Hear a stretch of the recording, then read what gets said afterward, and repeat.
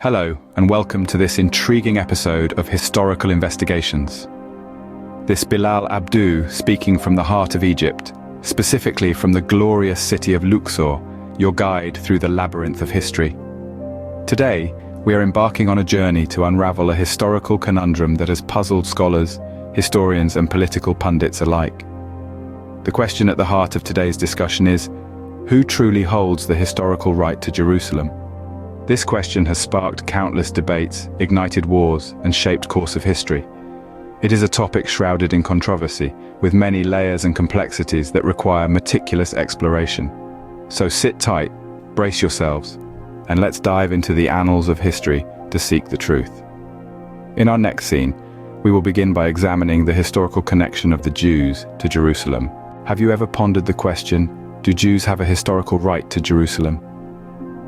This is a complex issue riddled with assertions that often lack substantiation upon closer examination. Many Jews assert a historical connection to Jerusalem, identifying themselves as its rightful owners and the pioneers of its civilization.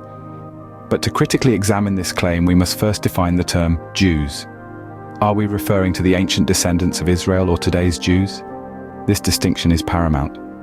Modern Jews differ significantly from the ancient Israelites who once inhabited Jerusalem and Palestine.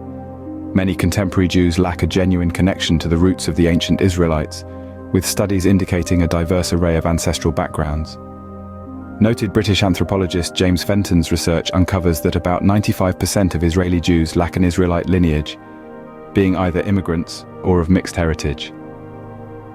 Similarly, Felix von Luschen has pointed out the presence of Slavic features in approximately 50% of modern Jews, posing a challenge to the notion of a homogeneous Israelite ancestry.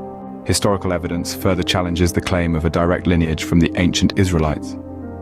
After their expulsion by the Romans, claims of exponential population growth among Jews raise questions about the entry of non-Jewish tribes through conversion or marriage, such as the Khazar Jews and others.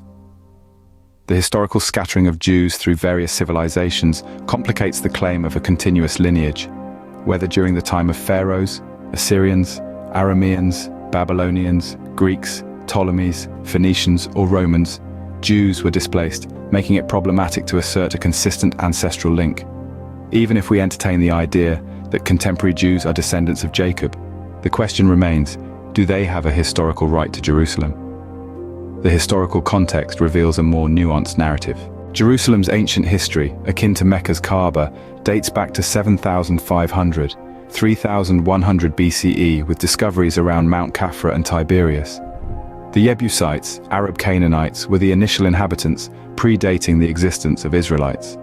Abraham, grandfather of Jacob, migrated to Palestine and befriended King Melchizedek, a Jebusite monotheist.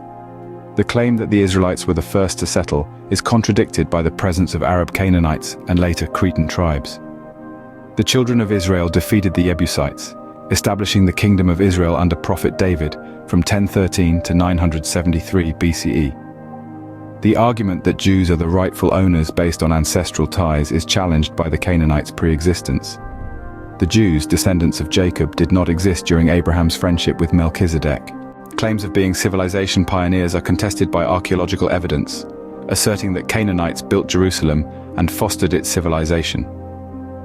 The allegation that Jews absorbed culture from the Canaanites is supported by historical references.